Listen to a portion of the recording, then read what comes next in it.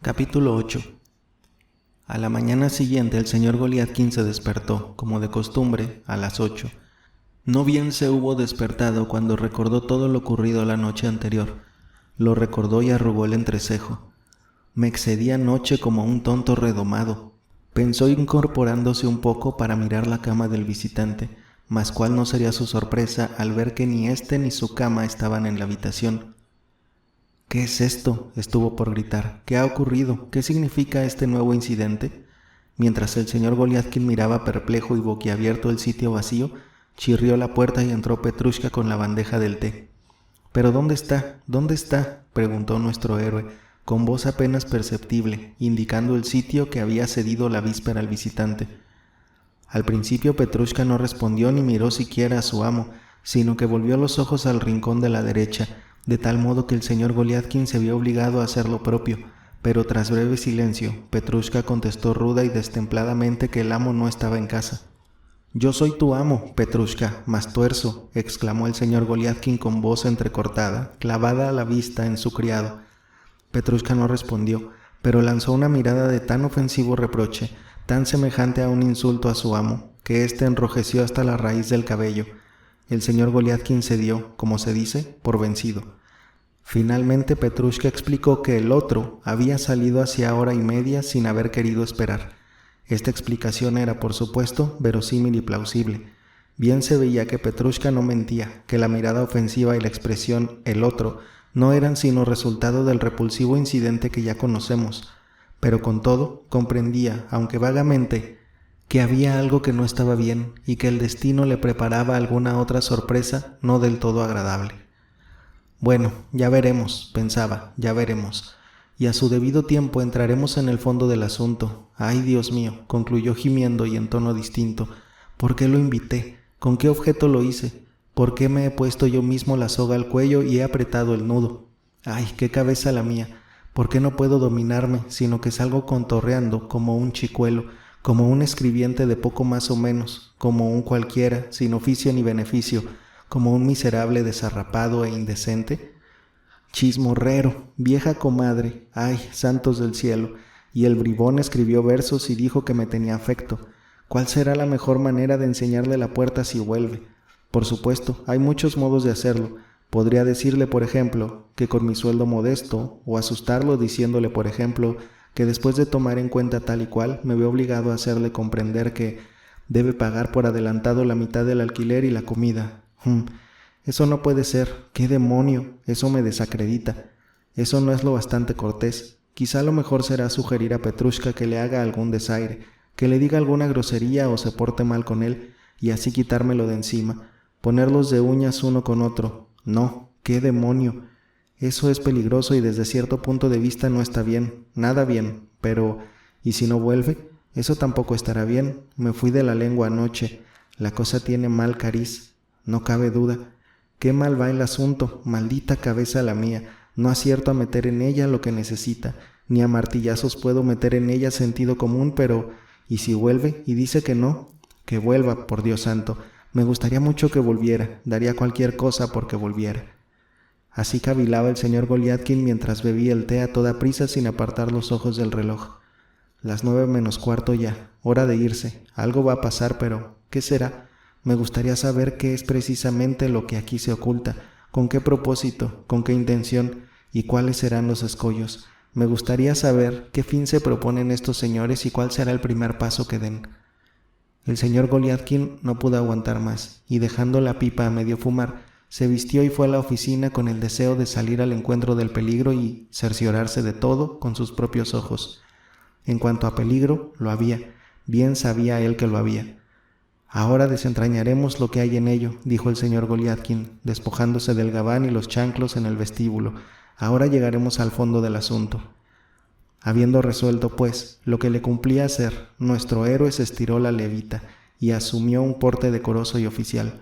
Estaba a punto de pasar a la sala contigua cuando tropezó de pronto, en la misma puerta, con su amigo y compañero de la víspera. El señor Goliathkin II no pareció advertir la presencia del señor Goliathkin I, aunque casi se dio de narices con él. El señor Goliathkin II parecía atareado e iba deprisa, jadeante, a algún sitio. Su aspecto era tan protocolario, tan de hombre de negocios, que cualquiera que le viese diría: lleva un encargo especial. «Ah, ¿eres tú, Yakov Petrovich?», dijo nuestro héroe cogiendo del brazo a su visitante de la víspera. «Ahora no, perdone, dígamelo más tarde», exclamó el señor Goliathkin II, avanzando a toda prisa.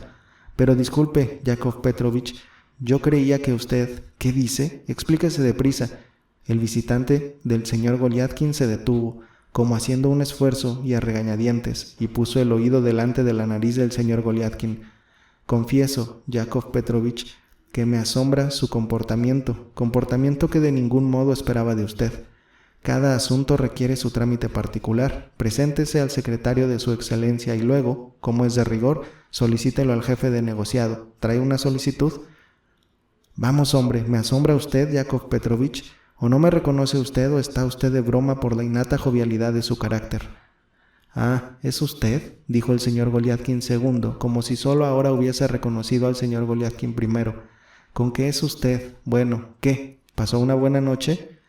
Aquí el señor Goliathkin II sonrió levemente, una sonrisa formularia y oficial, aunque no como la que hubiera convenido, porque en fin de cuentas estaba en deuda de gratitud con el señor Goliathkin I. Y así pues, sonriendo formularia y oficialmente, agregó que se alegraba mucho de que el señor Goliathkin hubiera pasado una buena noche.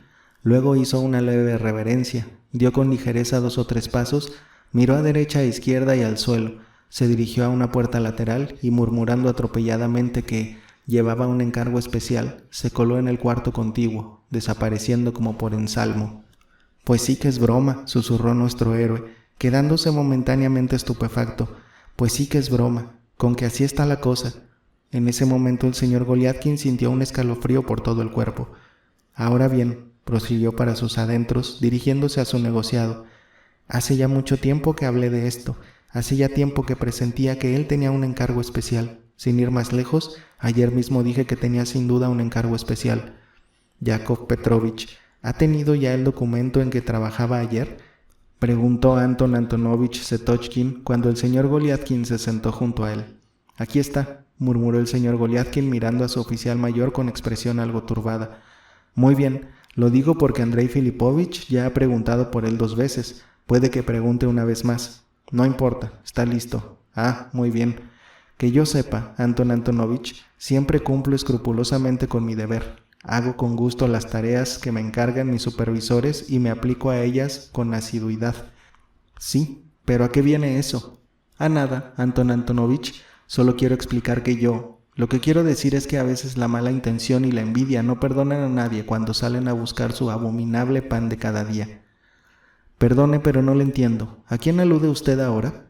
«Solo quiero decir, Anton Antonovich, que yo voy derecho por mi camino, que detesto los rodeos, que no soy intrigante y que, si se me permite decirlo, puedo estar justamente orgulloso de ello. Sí, santo y bueno, y sí, lo entiendo bien, reconozco que lo que dice es justo, pero déjeme advertirle, Yakov Petrovich, que en buena sociedad no se permiten comentarios sobre otras personas. Yo, por ejemplo, estoy dispuesto a tolerar lo que se dice a mis espaldas, porque ¿quién no cotillea a espaldas de otro? Pero delante de mí no permito, señor mío, que se digan impertinencias.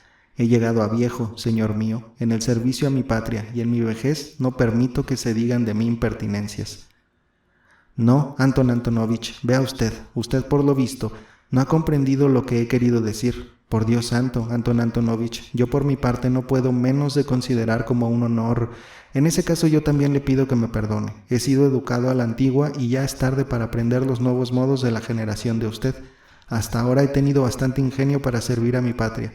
Como sabe, señor mío, se me ha concedido una medalla por 25 años de intachable servicio». «Lo sé, Anton Antonovich, me consta plenamente, pero no hablaba de eso, hablaba de una máscara, Anton Antonovich». «¿De una máscara?». «O sea, una vez más, temo que tampoco me entienda usted a derechas, o como usted mismo dice, Anton Antonovich, que no capte el sentido de lo que digo. Solo estoy abordando un tema, desarrollando la idea de que no es rara la gente que lleva máscara, y que hoy día es difícil reconocer al hombre que se oculta tras ella».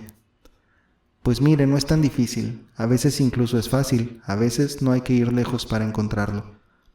«No, Anton Antonovich. De mí sé decir que sí. Por ejemplo, Me pongo una máscara. Lo hago solo cuando hay necesidad de ello, es decir, solo para el carnaval o una reunión festiva. En el sentido literal de la palabra, pero en sentido figurado, no me pongo una máscara cuando circulo a diario entre las gentes. Eso fue lo que quise decir, Anton Antonovich. Bueno, dejemos eso por el momento. Ahora no tengo tiempo, dijo Anton Antonovich, levantándose y recogiendo unos papeles sobre los que iba a informar a su excelencia. Supongo que el asunto de usted no tardará mucho en aclararse. Usted mismo verá a quién debe culpar y a quién acusar, y le ruego que me ahorre tras explicaciones y comidillas de índole particular que perjudican al trabajo. No, Anton Antonovich, dijo el señor Goliathkin, palideciendo ligeramente, pero Anton Antonovich ya se alejaba. Yo, Anton Antonovich, no pensaba en eso. ¿Pero qué es esto?, dijo para sí nuestro héroe al quedarse solo. ¿De dónde vienen los vientos que soplan por aquí? ¿Qué significa esta nueva trapacería? En ese instante, mientras nuestro héroe, aturdido y casi aplastado, se disponía a despejar esa nueva incógnita, se oyó ruido y considerable movimiento en la sala vecina. Se abrió la puerta y Andrei Filipovich, que acababa de estar en el despacho de su excelencia, extendiendo algún asunto, apareció jadeante y llamó al señor Goliathkin. Sabiendo de qué se trataba y no queriendo hacer esperar a Andrei Filipovich, se levantó de un salto y, como era menester, empezó a trajinar de lo lindo, preparando y ordenando los papeles solicitados y aprestándose él mismo a ir con ellos y con Andrei Filipovich al despacho de su excelencia. De repente, casi por debajo del brazo de Andrei Filipovich, que en ese momento estaba en la puerta, entró precipitadamente el señor Goliathkin II, casi sin aliento por el apremio de su trabajo, con cara de quien cumple una misión protocolaria y sin duda importante. Se fue derecho al señor Goliathkin, quien estaba lejos de esperar tal embestida. «Los papeles, Yakov Petrovich, los papeles. Su excelencia se ha servido preguntar si están listos», murmuró el amigo del señor Goliathkin primero, en voz rápida y agitada. «Andrei Filipovich le está esperando». «Lo sé, sin que usted me lo diga», dijo el señor Goliathkin primero, también en voz baja y rápida. «No, Yakov Petrovich, no quise decir eso, en absoluto quise decir eso, Yakov Petrovich. Lo siento por usted, lo que me mueve es una sincera preocupación. Ahórresela, se lo ruego, y ahora disculpe, los pondrá usted, por supuesto, en una carpeta, Yakov Petrovich, y por favor, ponga una señal en la tercera página. Permítame, Yakov Petrovich, pero por favor, déjeme. Pero si aquí hay un borrón, Yakov Petrovich, ¿ha notado que hay un borrón?» En ese momento Andrei Filipovich llamó por segunda vez al señor Goliathkin. «Enseguida, Andrei Filipovich, solo un instante. Tengo aquí, señor mío, ¿es que no entiende usted el ruso? Lo mejor será repasarlo con el cortaplumas, Yakov Petrovich. Déjemelo usted a mí, usted no lo toque, Yakov Petrovich, y déjemelo a mí, yo con el cortaplumas». Andrei Filipovich llamó al señor Goliathkin por tercera vez. «Pero por los clavos de Cristo, ¿dónde está el borrón? Si aquí no hay borrón alguno». «Pues es enorme. Ahí está, donde yo lo vi. Usted déjeme hacer, Yakov Petrovich. Yo con este cortaplumas lo hago por amistad hacia usted y con la mejor voluntad del mundo. Mire, ya está».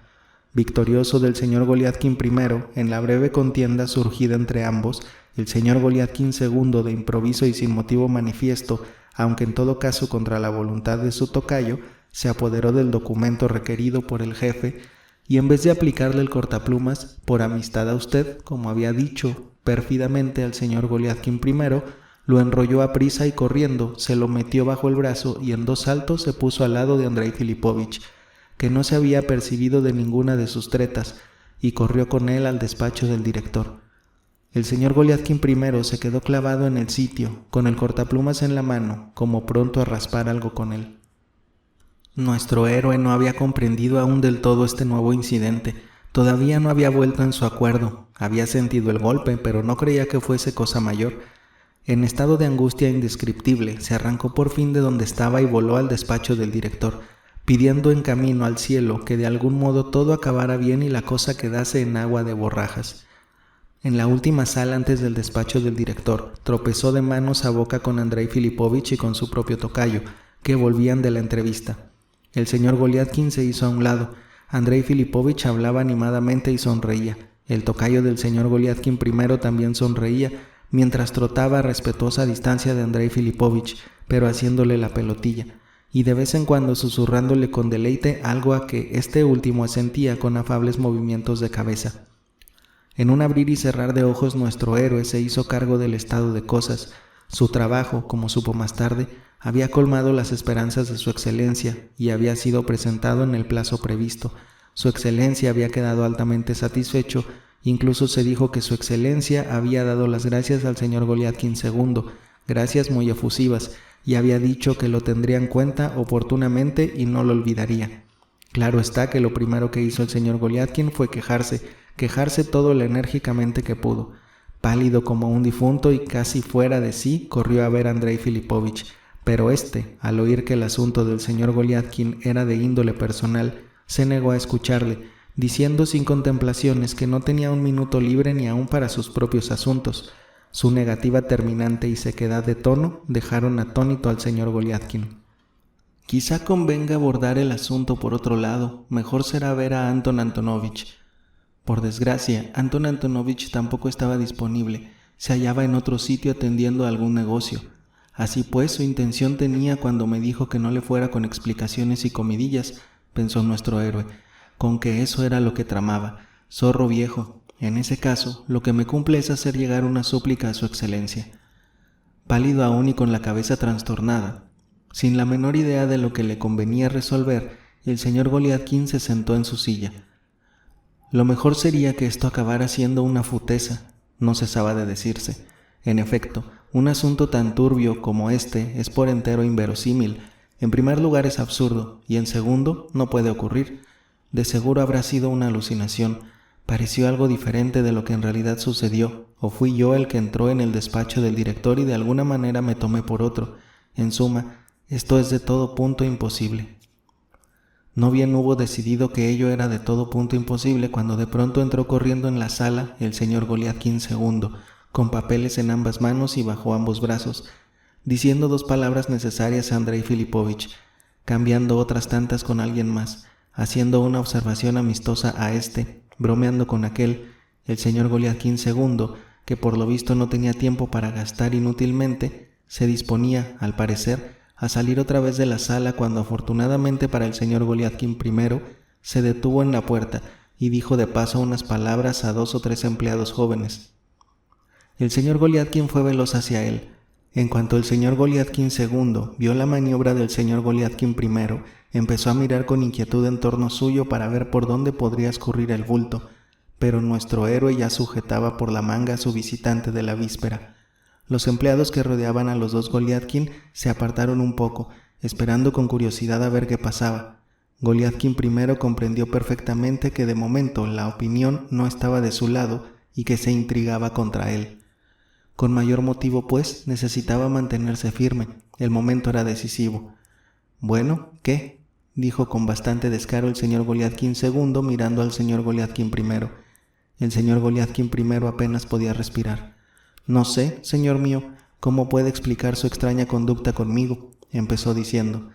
«Bueno, siga». El señor Goliathkin II miró a su alrededor y guiñó el ojo a los otros empleados como dando a entender que iba a empezar una comedia. «El descaro y la desvergüenza con que se comporta usted en el momento presente le ponen en evidencia, mejor de lo que podría hacerlo mis palabras. No confíe demasiado en sus tretas, no son de lo mejor». «Bueno, Yakov Petrovich, ahora dígame cómo pasó la noche», repuso el señor Goliathkin II clavando sus ojos en los del señor Goliathkin I. «Se está usted propasando, señor mío», dijo nuestro héroe, ya perplejo del todo y sin saber dónde tenía la cabeza. «Espero que cambie de tono». «Mi querido compinche», exclamó el señor Goliathkin II, haciendo una mueca harto indecorosa al señor Goliathkin I y, como si fuera a acariciarle, dándole de improviso un pellizco en la mofletuda mejilla. El rostro de nuestro héroe se amorató de vergüenza. Tan pronto como el amigo del señor Goliathkin I se dio cuenta de que su rival, temblando de pies a cabeza, mudo de indignación, rojo como un tomate y sin poder aguantar más, podría intentar una agresión en regla, decidió impedirlo del modo más insolente. Tras darle un par de palmaditas en la mejilla, de hacerle cosquillas, de jugar unos segundos más con él, que estaba paralizado y ciego de rabia, ante el gran alborozo de los jóvenes que los rodeaban, el señor Goliathkin II, con un descaro punto menos que ultrajante, acabó dando al señor Goliathkin I un ligero golpe en el orondo vientre y diciendo con sonrisa insinuante y ponzoñosa: «Eres un pillín, Yakov Petrovich, eres un pillín, muchacho, Entre tú y yo les haremos la Pascua». Luego, antes de que nuestro héroe tuviera tiempo de reponerse del último ataque, el señor Goliath II, con una previa sonrisa a los circunstantes, adoptó de nuevo una expresión enérgica, protocolaria, de hombre atareado. Bajó los ojos, se encogió y, diciendo apresuradamente que llevaba un encargo especial, puso en movimiento sus cortas piernas y entró al trote en la sala vecina. Nuestro héroe no daba crédito a sus ojos y no acertaba a serenarse. Por fin lo logró, conociendo al momento lo que estaba perdido, que en cierto sentido se había aniquilado, que se había deshonrado y había infamado su buen nombre, que había sido objeto de irrisión y vejamen en presencia de otros, que había sido insultado alevosamente por alguien a quien solo la víspera había tenido por su mejor y más fiel amigo, y por último, que había fallado en toda la línea. Y el señor Goliath salió en persecución de su enemigo. En ese momento procuraba desentenderse de quienes habían presenciado el ultraje. «Están todos conchavados», se dijo, «cada uno apoya y azuza al otro contra mí». Sin embargo, tras una docena de zancadas, nuestro héroe se percató de que la persecución era inútil y volvió sobre sus pasos. «No te escaparás», pensó, «te daré tu merecido cuando llegue la hora, ya me pagarás el mal que me has hecho». Con rabiosa sangre fría y enérgica determinación volvió el señor Goliath a su silla y se sentó. «No te escaparás», repitió. Ahora ya no se trataba de una defensa pasiva, algo decisivo, violento, se notaba en el ambiente. Quien viera en ese instante cómo el señor Goliath, al rojo vivo y sin poder apenas refrenar su agitación, clavaba rabiosamente la pluma en el tintero y con qué furia garrapateaba en el papel, vaticinaría que la cosa no quedaría así, que no acabaría en agua de borrajas. En las entretelas de su alma anidaba una resolución y desde el fondo del corazón juraba que la llevaría a cabo. A decir verdad, aún no sabía a punto fijo lo que debía hacer. Mejor dicho, no tenía la menor idea de qué debía hacer, pero no importaba. Con la impostura y el descaro, señor mío, no se va hoy día a ninguna parte. La impostura y el descaro no conducen a nada bueno, más bien a todo lo contrario. El falso Demetrio fue el único, señor mío, que sacó algún provecho de la impostura, explotando la ceguera del pueblo, pero tampoco por mucho tiempo. No obstante, el señor Goliath determinó esperar hasta que se les cayera la máscara a ciertas personas y algunas cosas se pusieran en claro. Para ello era preciso, como primera providencia, que las horas de la oficina terminaran cuanto antes, y nuestro héroe acordó no hacer nada hasta que tal ocurriera. Después tomaría una medida. Para entonces ya sabría cómo conducirse, cómo trazar su plan entero de acción, cómo romper el cuerno de la arrogancia y aplastar la serpiente que mordía el polvo con rabia impotente. El señor Goliath no podía tolerar que nadie se limpiase en él sus botas sucias como si fuera un guiñapo. No podía consentir tal cosa y menos en el caso presente. De no haber sido por la última humillación, quizá habría decidido hacer de tripas corazón, incluso callarse, resignarse y no quejarse demasiado. Habría discutido un poco, mostrado algún disgusto, probado que tenía razón, y entonces habría aflojado el nudo. Sí, incluso quizá lo habría deshecho casi del todo, y luego habría llegado a un acuerdo. Y después de eso, sobre todo después de que la parte contraria reconociera solemnemente que tenía razón, solo entonces, quizá, haría las paces, se reconciliaría, mostraría incluso un poco de emoción. Hasta quién sabe, podía resultar de ello una nueva amistad, firme, cálida y de mayor hondura que la de la víspera, que pudiera eclipsar enteramente lo desagradable de la indecorosa semejanza entre ambos, de tal modo que quedasen la mar de contentos, viviesen 100 años, etcétera, etcétera. Digámoslo todo, el señor Goliath hasta empezó a arrepentirse de haber insistido tanto en su honor y sus derechos, de lo que por lo demás no había sacado sino sinsabores. Si se diera por vencido, pensaba el señor Goliath, y dijera que fue broma, lo perdonaría, y más aún si lo declarase en voz alta, pero lo que no consiento es que se me use como guiñapo de limpiabotas, y como no he consentido que la gente me trate de ese modo, menos habré de consentir que lo haga un individuo perverso como él. Yo no soy un guiñapo, no señor, yo no soy un guiñapo.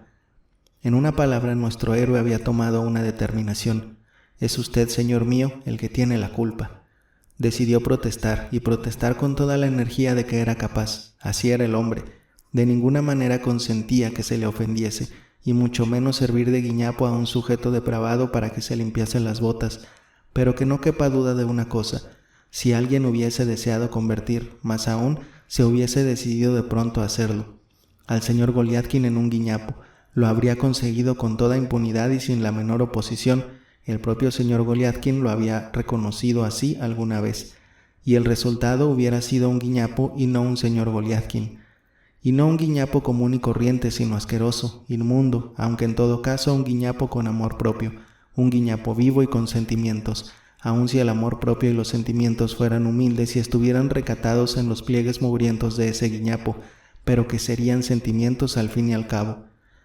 Las horas pasaban con increíble lentitud, pero al fin dieron las 4. Poco después todos se levantaron y, precedidos del jefe de negociado, se aprestaron a encaminarse a sus hogares. El señor Goliathkin iba entre la muchedumbre, ojo avisor para no perder de vista a su presa. Por fin, nuestro héroe vio que su amigo se acercaba corriendo a los ordenanzas que repartían los abrigos, y según su indigna costumbre, trataba de congraciarse con ellos mientras esperaba que le entregasen el suyo. Era el momento decisivo.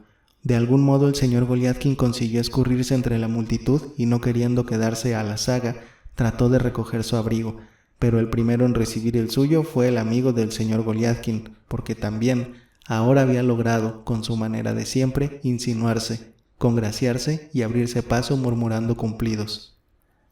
Al echarse encima del abrigo, el señor Goliathkin II dirigió al señor Goliathkin I una mirada irónica que delataba un desdén paladino e insolente.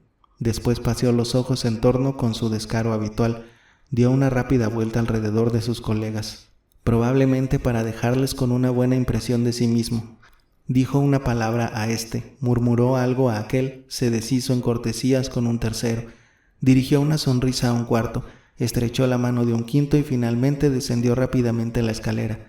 El señor Goliathkin I fue tras él y, con satisfacción indecible, logró alcanzarlo en el último peldaño y agarrarlo por el cuello del gabán.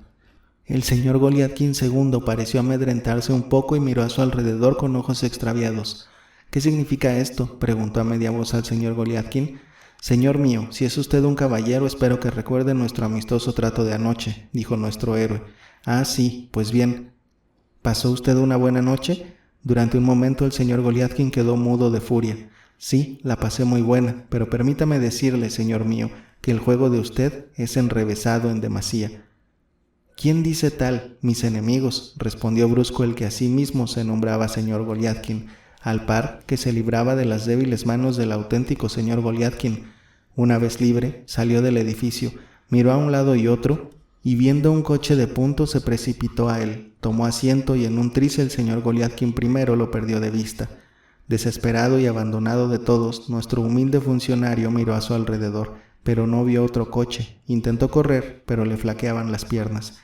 Cabizbajo, boquiabierto, apabullado y marchito, se apoyó exhausto en el poste de un farol y allí estuvo algunos minutos, en medio de la acera. Se hubiera dicho que para el señor Goliathkin todo estaba perdido.